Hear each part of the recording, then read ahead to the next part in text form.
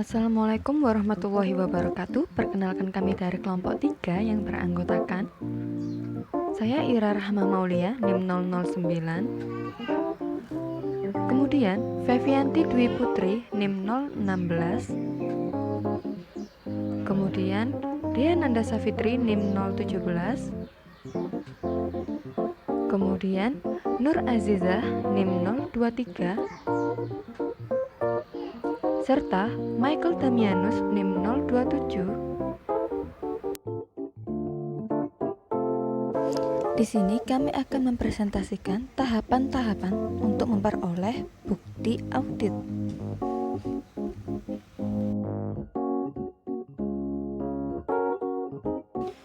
Baik, untuk yang pertama adalah ketetapan menjelaskan definisi bukti audit yang cukup dan tepat. Proses audit adalah menghimpun bukti agar auditor dapat menyimpulkan apakah laporan keuangan yang diauditnya bebas atau justru mengandung salah saji yang material, baik yang disebabkan kekeliruan maupun manipulasi.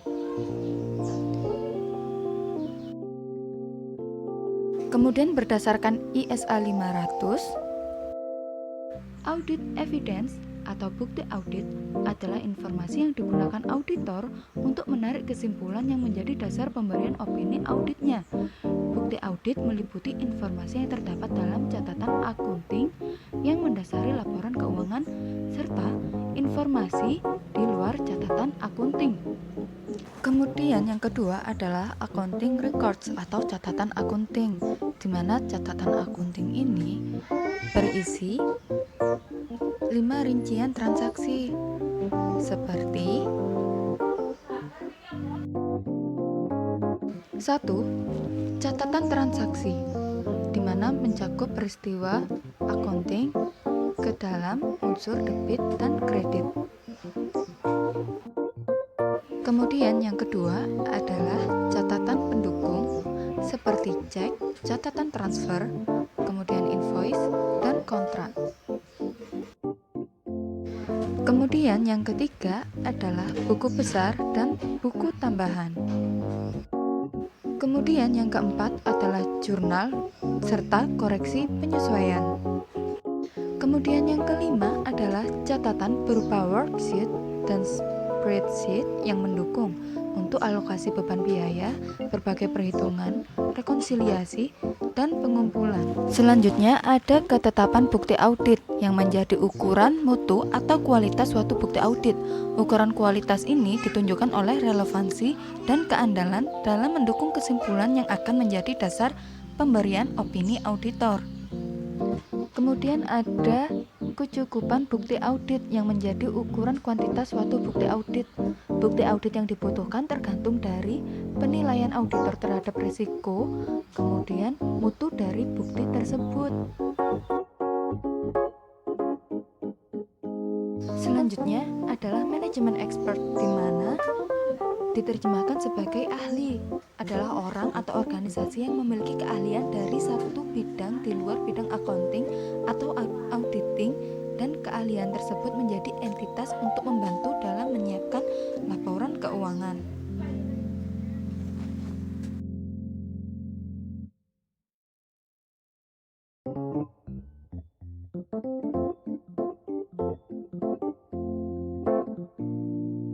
Selanjutnya, menjelaskan prosedur audit untuk memperoleh bukti audit.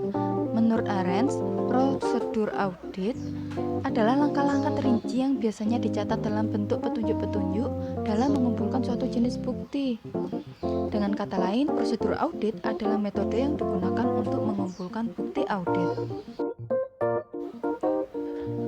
Dalam memilih prosedur audit yang digunakan, auditor dapat memilih 7 kategori bukti audit seperti yang dikemukakan oleh Arens dan Ludwig, yaitu 1.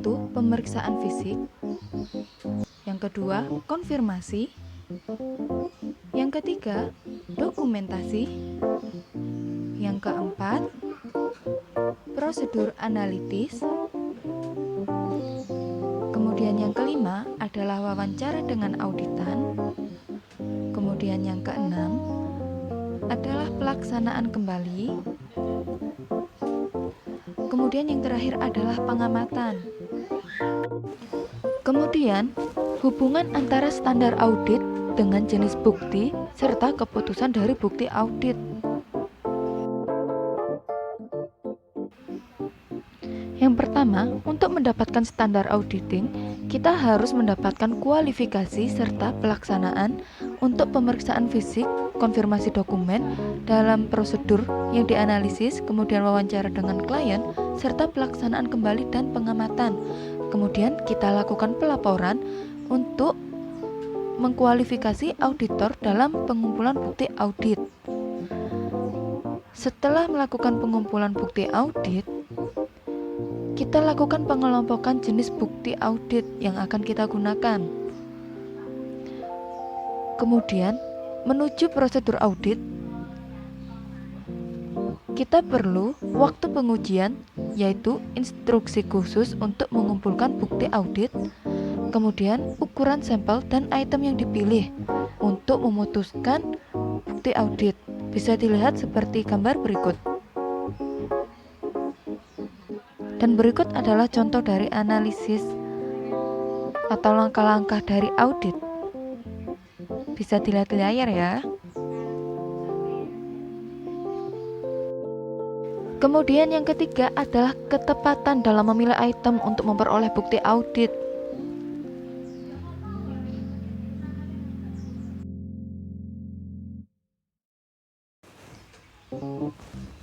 Ketepatan bukti merupakan ukuran mutu bukti yang berarti relevansi dan reliabilitasnya memenuhi tujuan audit untuk kelas transaksi, saldo akun, dan pengungkapan yang berkaitan.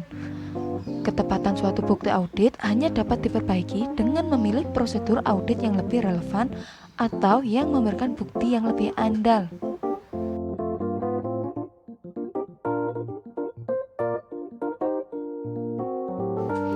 Kemudian, relevansi bukti yang dimaksud yaitu bukti audit harus berkaitan atau relevan dengan tujuan audit yang akan diuji oleh auditor sebelum bukti tersebut dianggap benar.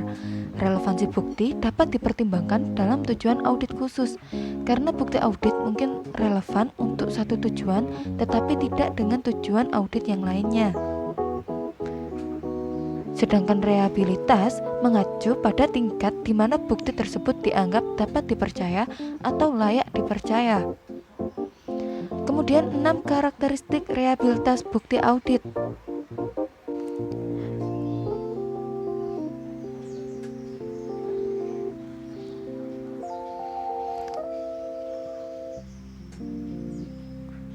Yang pertama adalah independensi penyedia bukti, di mana bukti yang diperoleh dari luar entitas lebih dapat diandalkan dibandingkan dengan bukti yang diperoleh dari dalam entitas, seperti komunikasi dari bank, pengacara, atau para pelanggan.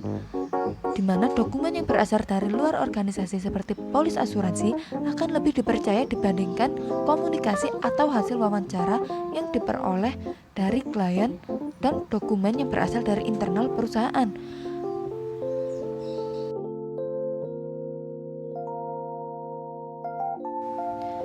Kemudian yang kedua adalah efektivitas pengendalian internal klien, yang menjadi bukti audit lebih dapat diandalkan jika pengendalian internal klien efektif dan bukan lemah. Kemudian yang ketiga adalah pengetahuan langsung oleh auditor, di mana bukti audit yang diperoleh langsung oleh auditor melalui pemeriksaan fisik, observasi, perhitungan ulang, dan inspeksi akan lebih dapat diandalkan ketimbang informasi yang diperoleh secara tidak langsung. Kemudian, kualifikasi individu yang menyediakan informasi.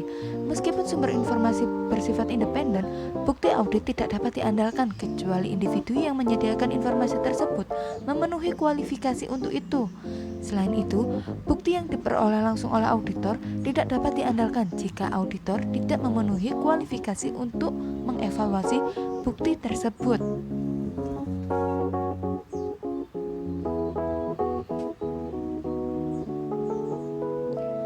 Kemudian yang kelima adalah tingkat objektivitas, di mana bukti yang objek dapat diandalkan dibandingkan bukti subjektif. Contoh bukti objektif adalah konfirmasi piutang usaha dan saldo bank, perhitungan fisik, sekuritas, dan kas, sedangkan contoh bukti subjektif adalah surat yang ditulis oleh pengacara klien yang membahas hasil yang mungkin akan diperoleh dari gugatan hukum yang sedang dihadapi oleh kliennya. Sekian presentasi dari kelompok 3. Atas perhatian kalian, kami ucapkan terima kasih. Wassalamualaikum warahmatullahi wabarakatuh.